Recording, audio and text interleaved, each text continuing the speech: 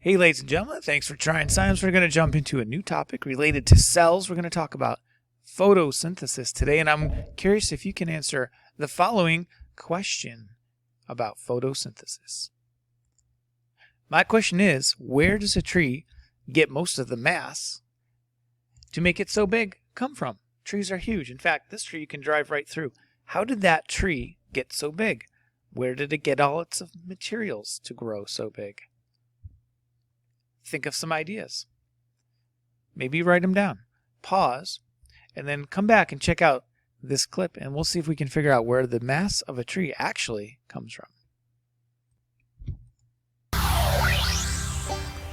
Trees are some of the biggest organisms on the planet. But where do they get that matter to grow? It's nutrients out of the ground. Just out of the soil, really, yeah. Goodness out of the soil, I suppose. Comes out of the soil. Yeah. Goodness. Why isn't there a big hole around the tree where it's taken out all the soil? Does it say gradually that the soil has time to recover? Now, I think it's intuitive to believe that the tree gets most of its mass from the soil, because you can see those roots digging into the soil and they must be taking something out of there. And I mean, a tree looks like dirt and it feels solid like dirt, but it's not. In the early 1600s, a scientist named Johann Baptist van Helmont tried to figure out where the mass of a tree was coming from. So he got a pot of soil and very carefully measured the amount of soil in there. Then he planted the tree and took care of it for 5 years, making sure that no soil left or was added to his pot. And at the end of this experiment, he weighed the tree to find that it was 72 kilograms, but the mass of soil had only decreased by about 60 grams. This was pretty strong evidence that the mass of the tree does not come from the soil. I've never thought about that, actually, because they don't really eat anything, trees. They don't eat anything? No. They don't eat anything? Water is all they absorb. That's all they eat? Yeah. They don't eat anything else? No. That's all they eat? Well, presumably from the water and the nutrients from the soil. Is there anything else that you need besides the soil and the water? I suppose that's all you need, isn't it? To make wood? Other than the original seed for that particular tree, I suppose. The seed and the soil and the water, and that makes this big tree. Of course, Johann Baptist van Helmont did conclude that the tree was made entirely of water. Now, while that's not correct, at least he was on the right track, realizing that the matter of a tree doesn't come out of the soil. The sun energy, yeah. The sun energy? Yeah. Are they converting energy into mass, or... Do you know what I mean? Yeah, I don't know. Like, there wasn't stuff, and then there was. Like, where did that stuff come from? Magic. I don't know idea. My question is, where do they get that mass to grow big? Sun. Get it from the rain and the sun, presumably. Light. Sunlight. And the sunshine. The sunshine? Does the sunshine add mass to the tree? Well, they wouldn't grow without it. I don't know whether it adds mass, but they wouldn't grow without it. Of course, the sun's energy is needed for the tree to build the matter into its branches and leaves. But the sun itself, the energy, is not matter.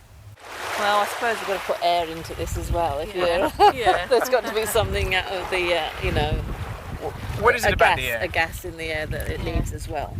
Oxygen. The trees need the oxygen. Yeah, they need the oxygen, don't they? And I guess oxygen. The oxygen, of course. The oxygen? Yeah. Are there Maybe any the trees. ingredients that we're missing? Carbon dioxide. Carbon dioxide. Carbon dioxide. So would it surprise you to find out that 95% of a tree is actually Carbon dioxide. from carbon dioxide? Trees much, are largely yeah. made up of air. Yeah. Surprising. Yeah. Yeah, That is surprising. I need this reaction like, oh, holy shit. So as it turns out, trees are mostly made out of air, out of the carbon dioxide that they take in. And what's interesting is that we breathe out carbon dioxide and water. That's how we lose mass. But it's the exact same substances that trees breathe in to gain mass. So if you can imagine a closed system where it was just you and a tree, you would breathe out that carbon dioxide and water, the tree would take it in, so you would get smaller while the tree is getting bigger.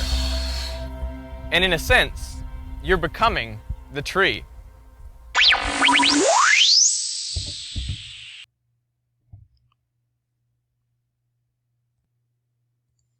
So it might be a little bit mind-blowing to realize that where does the mass of a tree come from?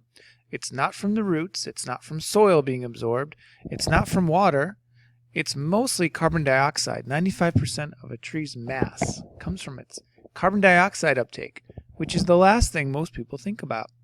And you know how heavy a tree is. So over a lifetime, a tree may absorb up to 250 tons or more, depending on how large it is, of carbon dioxide, absorbing the most when it's growing the most in this range here. So trees are a great way to absorb carbon dioxide from the atmosphere because that's what they're made of. And that's what photosynthesis is all about.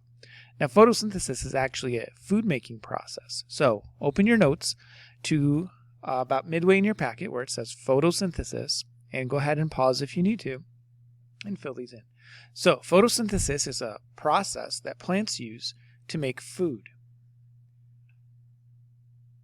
The word photosynthesis can be broken down. Photo meaning light, and synthesis to create. So the process plants use to create food requires light happening in the chloroplasts of green plants and algae. Requirements, which basically means the needed materials, the ingredients for this process, are carbon dioxide from the air, water, and sunlight. Those simple materials produce glucose, which is a sugar, and oxygen. Products are made.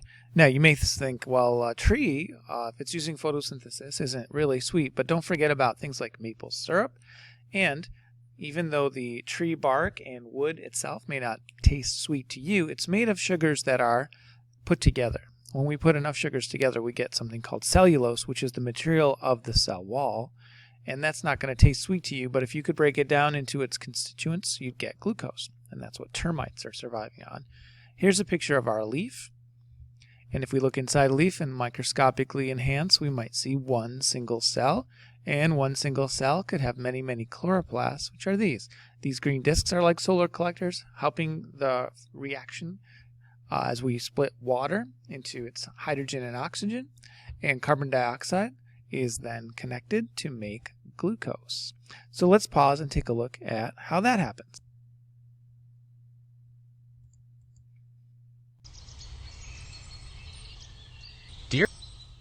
All living things need nourishment to grow, but plant food is different from people food. Plants make their own food in a process called photosynthesis. Photosynthesis couldn't happen without the sun. Plants collect energy from sunlight and use this energy to make a sugar called glucose. Glucose is the main source of nutrition for plants, fueling their cells for function and growth. I'll show you. It's no secret that plants use their roots to drink up water from the soil. Water travels from the roots to the plant's leaves through a transport tissue called xylem, that's wood in trees. Meanwhile, leaves absorb carbon dioxide from the air through openings called stomata. The water and carbon dioxide spread through the leaves into cells called the palisade and spongy cells. These cells contain structures called chloroplasts, which are filled with a green pigment called chlorophyll. Chlorophyll is what makes green plants green. In photosynthesis, chlorophyll traps energy from sunlight, storing it as chemical energy. This process splits water molecules into hydrogen and oxygen atoms. The chemical energy is used to create glucose from the hydrogen and carbon dioxide. The glucose dissolves into extra water molecules and gives the plant plenty of food for growth. The leaves release oxygen as a waste product. That's one reason that plants are so important to us. They absorb our carbon dioxide and leave us with oxygen. We inhale the oxygen and exhale carbon dioxide back into the air. Yeah, I guess you could call it a partnership. Except we eat them. Moby, drinking sugar is not going to make you grow. It's just going to make you hyper. Oh boy. You can see photosynthesis is a very important process, not only for plants, but for animals too, since we wouldn't be here without them, they providing the food and oxygen that we so desperately require. Let's take a look at the next page where we get into the nitty-gritty of what photosynthesis is all about. So let's take it and break it down chemically. We're going to use water, carbon dioxide, and sunlight as our requirements. So scientifically speaking, we're going to write water in its molecular form, H2O. Make sure that 2 is a subscript referring to 2 hydrogens, 1 oxygen. That molecule, the H2O, is then multiplied by 6. So 6 times that, we need 6 molecules. So the 6 in front refers to the whole molecule that follows. Just like in math, we might have parentheses. 6 water molecules plus 6 carbon dioxide molecules plus sunlight drives the chemical reaction that changes the order of the atoms to create 6 oxygen atoms, molecules I should say, each with 2 atoms, and this, C6H12O6. This is a sugar molecule, and this is the basic formula for glucose, a simple sugar that your cells would use for energy.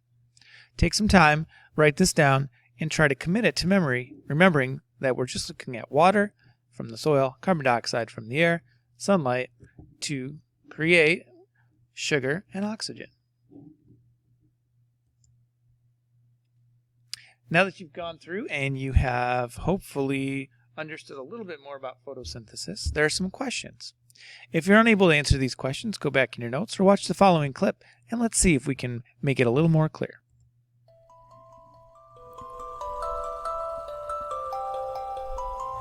Photosynthesis, a process all plants go through.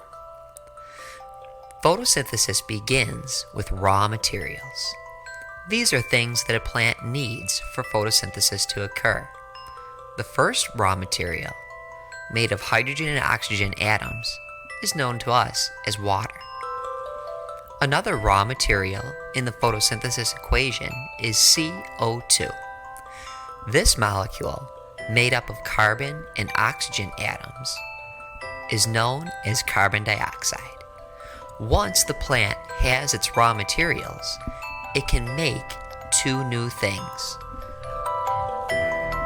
The first product of photosynthesis, C6H12O6, a compound made of carbon, hydrogen, and oxygen atoms. We can call this compound glucose. Another compound made in the process of photosynthesis is O2. This compound, made of oxygen atoms, is the oxygen gas that we breathe in. Plants obtain their raw materials from their environment. When it rains, water is released into the soil. This water then travels up through the roots of plants and makes its way into the leaves. Another raw material in the photosynthesis equation comes from animals. Carbon dioxide is released when animals breathe out. The CO2 finds its way into the leaves of plants. Once inside the leaves of plants, the photosynthesis equation can begin. Inside the leaves, water and carbon dioxide, with the help of the sun, is turned into glucose and oxygen. Water molecules find their way into the chloroplasts of plant cells. These molecules are joined by carbon dioxide. With the help of the sun, something magical takes place. Water molecules and carbon dioxide molecules are broken apart. And you see those molecules rearranging? It's kind of like Legos. The atoms are like the molecules, okay? Or the atoms are like the Legos, and they're going to be changed. They're going to break down. They're going to be reformed from water and carbon dioxide into this, glucose. And we need 6 of them because we need all these pieces. We need 6 of each to be able to make this. The oxygens end up being left over. We don't need them for this molecule of sugar. Rearranged to create glucose and oxygen. Let's see this process again. With the help of the sun, 6 water molecules and 6 carbon dioxide molecules are broken apart. Their atoms are rearranged to make glucose and 6 oxygen molecules. This process continues with the help of the sun in the chloroplasts of all plants.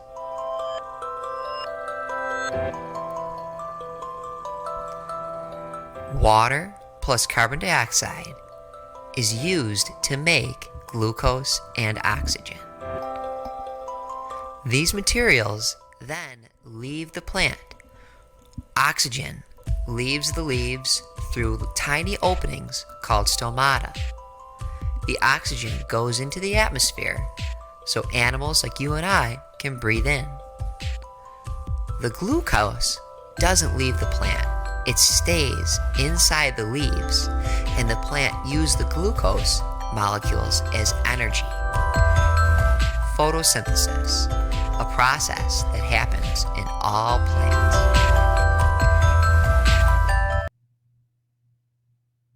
So as you can see, this process is very important. It continues day and night. Here are some plant cells. Each of the green blobs are the chloroplasts.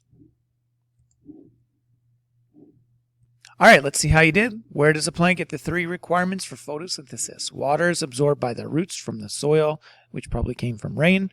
It's water. Carbon dioxide is coming from the air, and this is why we say trees are 95% air. Carbon dioxide. Light energy obviously comes from the sun. Now, many types of fruit are sweet. Where does sugar come from? The process of photosynthesis is what generates sugar, which, again, feeds the plant and feeds us. Plants make food in the chloroplast. Well, what organelle converts it into energy? Energy is converted from sugar into energy by the mighty mitochondria. Here's our photosynthesis equation. It's a simple process of taking water and carbon dioxide in the presence of light to create oxygen and glucose, which can be used to build other cell parts like cell walls and trees. So, knowing about photosynthesis is a vitally important process to learn. Please begin your homework in Schoology. All right, matching the definitions and terms, putting them in the right place, and figuring out where this all happens.